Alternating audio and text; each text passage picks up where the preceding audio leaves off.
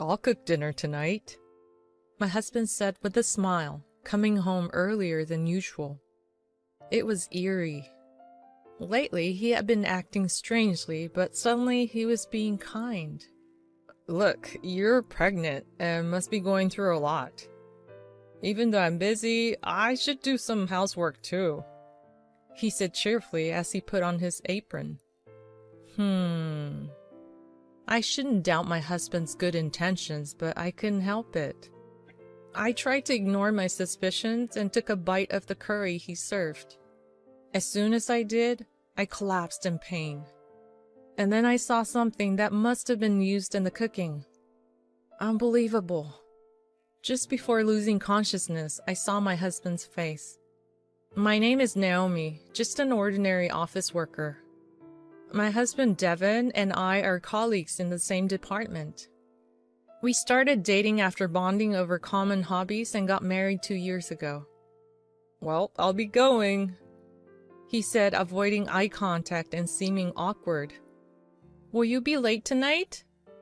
I don't know, probably. As he left, I unconsciously put my hand on my belly. I'm 9 weeks pregnant. I've been on leave from work since the morning sickness got worse. I can still picture my husband's face when I told him about the pregnancy. He was overjoyed like a child with tears in his eyes as he hugged me, thanking me. I vividly remember us laughing together after accidentally knocking over a cup full of coffee when he stood up too quickly. Despite all this, he has been coming home late from work lately. Before, he used to come home by 8 p.m. at the latest, perhaps out of concern for my health. But recently, he often comes home past 10 or 11 p.m. I've tried asking him about it indirectly, but he dodges the question and I don't know the real reason. I know him well. He's sincere and kind, always putting me first. When I first started taking time off work, he made time for us to talk, even when he was tired. But lately, our conversations have felt distant. Seeing his attitude, I couldn't help but think of a word I didn't want to consider. Cheating. No, that can't be. But the more I thought about it, the more I couldn't shake the thought. Then an event occurred that turned my suspicions into certainty. One day while we were chatting and watching TV together, a celebrity cheating scandal came up on a talk show. Already sensitive to the word, I felt a cold shiver down my spine. My heart raced with an unpleasant pulse, and I was somehow afraid to look at my husband's face. The show's topic shifted to whether friendships between men and women can exist, and I forced a laugh, trying not to seem strange by suddenly falling silent. What do you think, Devin? About friendships between men and women? There was no answer to the question I threw out, without turning my gaze from the screen. I regretted it, and when I glanced at him, his cheerful expression visibly clouded over. Can we not talk about that? With an awkward, evasive smile, I became convinced. I knew it. He's cheating on me. From the day I had that conversation with my husband, I felt a heavy weight in my stomach. The morning sickness made my mood and physical condition even worse. What should I do now? Confront him? What would happen then? Would he dodge the issue as he always does, or would he confess to the affair resignedly? Either way, it would be painful. Should I continue living as we have been, burdened by this unbearable suspicion? No, I couldn't do that. What was more painful was the sudden wave of nausea. I rushed to the bathroom, unable to stop thinking while crouching. The thought of him no longer loving me or needing me was unbearable. At that time, I heard the front door open. I hurried to the entrance and saw my husband taking off his shoes, apparently having rushed home. It was just past 7 p.m. When was the last time he came home this early? Welcome back. What's up? You're home pretty early tonight. Yeah, I really wanted to come home early today. He hurried down the hallway looking somewhat happy. Seeing his face like that for the first time in a while, I felt a little happy too. As he walked halfway down the hallway, he suddenly turned to me as if remembering something. "I'll cook dinner tonight." Surprised by his words, I watched him enter the kitchen with enthusiasm. A little later, he served curry and a beautifully arranged salad. Before I could ask what was going on, he urged me to eat with an untroubled smile. With that innocent, boyish face disarming me, I said thank you and took a bite of curry. That's when I lost consciousness. I thought I heard his tense voice and the sound of an ambulance siren. When I opened my eyes, I saw a white ceiling and realized I wasn't at home. The smell of disinfectant and people talking. I was in a hospital. Hearing a loud noise, I looked over and saw my worried husband getting up from his chair.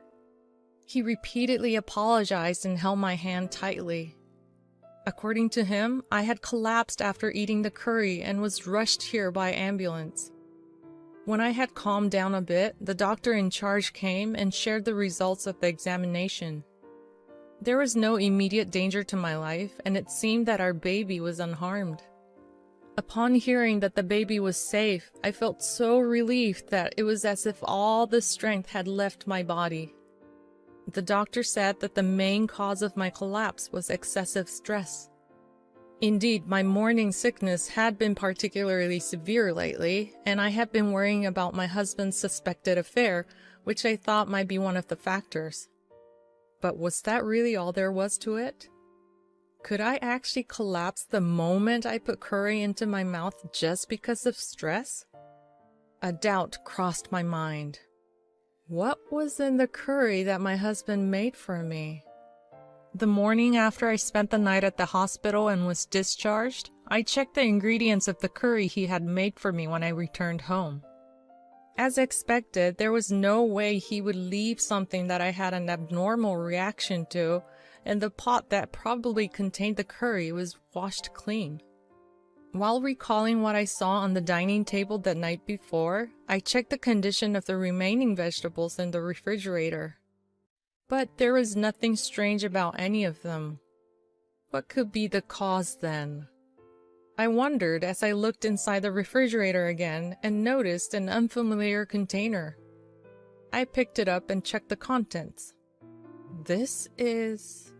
That night, when my husband came home late, I started the conversation by saying, "There's something I need to talk to you about." I brought up the container I found in the refrigerator and another one. "It's unusual for you to stay up this late waiting for me. You couldn't sleep?" "Well, no, there's that, but..." I gripped my slightly trembling hand tightly. I hadn't been this nervous since my job interview at the company. Are you cheating on me?" I mustered up all the courage I had and spat out the source of my recent anxiety. The pathetic, trembling words faded away, and silence filled the room. The sound of the clock's hands moving seemed strangely loud. "Huh?" With a surprised look on his face, my husband let out a dumbfounded voice. In conclusion, my husband's infidelity turned out to be my groundless worry. Actually, he hesitantly told me the story, which went like this. Before I went on maternity leave, I had a good relationship with a female coworker named Melissa. Every day, she would ask my husband for help with work or for explanations of things she didn't understand for various reasons. That's why he couldn't go home even when he wanted to. "She's your friend, right? I can't refuse her, and it's hard for me to talk to you about it, too." So that's what was happening. Realizing that it wasn't an affair, I felt relieved from the bottom of my heart. At the same time, my dissatisfaction with Melissa began to bubble up. Since we were doing the same job, of course we would help each other out as coworkers. But it seemed unreasonable to manipulate people for one's own convenience every day and night. Moreover, it seemed strange that she had so much work to do that she had to work overtime every day. Even when I was still working with her, she had this tendency. At first, she would be relaxed, saying, "This is no big deal." But when the deadline approached, she would cry for help. Apparently, her attitude hasn't changed even now. "I'm sorry for worrying you," my husband said with a smile, trying to comfort me. I felt so happy with this kindness that I wanted to cry. Then I suddenly remembered the container and took it out. "And one more thing, what's this about?" That. I got it from her the other day." Melissa had apparently asked him for help with work as usual on the day he got it. But Naomi's not feeling well today, so I'm sorry." "Oh, really? That's too bad." She then said, "Oh, I have something nice for you," and took something out to hand over. It was this container. The contents appeared to be homemade curry roux. It's true, I have been surprised to hear that she was into organic products, disliking preservatives and sweeteners, and even making her own soap in addition to cooking and baking. She said it's good for both the mom and baby. "I'd be over the moon if I can help you, Naomi." "Aw, honey." That's why he rushed home so quickly that day. I felt ashamed for suspecting infidelity. He cared so much for me, and we were able to confirm our bond and resolve the issue. However, I couldn't help but be concerned about the curry roux. When I opened the lid and smelled it, something felt off. Of course, the scent can change depending on the spices used, but once I started worrying, I couldn't stop. So I decided to send it for an allergy test. A few days later, the allergy test results arrived. Melissa's attitude towards my husband and this curry roux made me certain of her intentions. Among the various numbers listed, there was one with abnormally high value: peanuts. I have had a peanut allergy since I was a child. I once ate peanuts as a child, and my throat swelled up so much that I had difficulty breathing, and I had to be taken to the hospital. Since then, I have always checked for peanuts or their ingredients in the food I buy. I had told Melissa about this in the past, so she should know.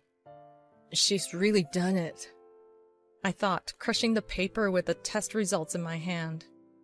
Was I the only one who thought we were friends? Did she become close to me from the beginning just to get close to my husband? That alone would have been fine, but trying to harm me without getting her hands dirty and trampling on my husband's kindness is unforgivable. What welled up in me was not sadness or fear, but intense anger. I crumpled up the paper with all my strength and threw it into the trash can with a roar. "If you're going to do this to me, I'll get you back. I'll return the favor twice over." A few days after that resolution, in the middle of a peaceful afternoon, a shrill intercom tone, followed by the sound of someone violently pounding on the front door, ripped through the air. Knowing who the person at the door was, I smirked and pressed the intercom's respond button. "Yes, who is it?" "Hey, Naomi, what the hell is this?" As expected, Melissa was there, her face pale and panting, interrupting my words. "What are you talking about?" I asked innocently, and she slammed some documents against the intercom camera. "What the hell is this claim for damages? What have I done?" It seemed she had only read the title and not the contents. Did she even remember what she had done? "Oh, you don't remember? I guess I'll have to remind you then." I played the audio from the voice recorder I had been holding up to the intercom's microphone. "Why did you suddenly call me here?" Actually, there's something I wanted to tell you." From the voice recorder, the voices of my husband and Melissa could be heard. I could tell that she was holding her breath as she listened. "Oh? What is it?" "I'm getting nervous." "Actually, it's a bit hard to say, but..." "You can tell me anything." I like you. Huh? After a brief silence, she changed her tone and asked, Really? My husband replied in a serious tone, Yes. He somehow managed to say the lines we had thought up together, even though he sounded somewhat theatrical. When that was over and there was a brief silence, Melissa's voice, whispering, I'm so happy, could be heard. But I'm with Naomi now, so I can't be with you. My husband seemed to turn on his heel after saying that was all he wanted to say. From a short distance away, her voice called out, Wait! The sound of her high heels hurriedly clacking could be heard. I have a good idea, she said. You remember the curry roux I gave you before, right? Use that. I don't see what you're getting at. What do you mean? Naomi apparently has a severe peanut allergy. I heard she had a terrible experience as a child, so if you put that in the cooking and have her eat it, it could send her to the hospital. And if things go really well... At that moment, a shrill voice from the intercom speaker drowned out the recorded voice. With a demonic expression on her face, Melissa pounded on the door, demanding, Open the door! Watching her with cool eyes, I thought, what a nuisance to the neighbors. Having decided to counterattack her, I told my husband everything that had happened. He was enraged, and I told him the elaborate revenge scenario that I had devised. Then, as planned, I had my husband play a trick on Melissa, and we obtained solid evidence of what she had done. We immediately went to a lawyer we knew and had a letter of settlement negotiation sent. That letter arrived at her place today. Finally giving up on getting the door opened, she spat out her anger with a rough breath. Don't you feel ashamed doing such a cowardly thing behind my back? Don't mess with me. I'm just returning the favor. You're the one who started it. Shut up. I've always hated that part of you. You stole my Devon right out from under me. You bitch. Well, I don't care what a woman who forces such a thing on my husband says. My unyielding attitude seemed to add fuel to the fire, and her voice grew even louder. Just so you know, I never considered you a friend. Besides, a woman like you doesn't deserve him. Your ugly face is so embarrassing to look at. Ignoring her continuous results, I calmly called the police. As the neighbors who had heard the commotion watched, Melissa was taken away by the police officers who arrived shortly after. I went to the hospital again just to be sure, and there were indeed no abnormalities found in either me or the baby. Furthermore, it turned out that my collapse was not due to an allergic reaction, but to stress. If the timing had been slightly off, I might have ended up eating that curry. If that had happened, things might have been much worse. The thought sent shivers down my spine. After that, Melissa was fired from her job. Due to the commotion she caused by coming all the way to my house, her misdeeds spread throughout the company, and she is now said to be living a lonely life surrounded by whispers of her bad reputation. As for me, I safely gave birth to a healthy baby boy and returned to work. Now my husband, our baby, and I are living happily together.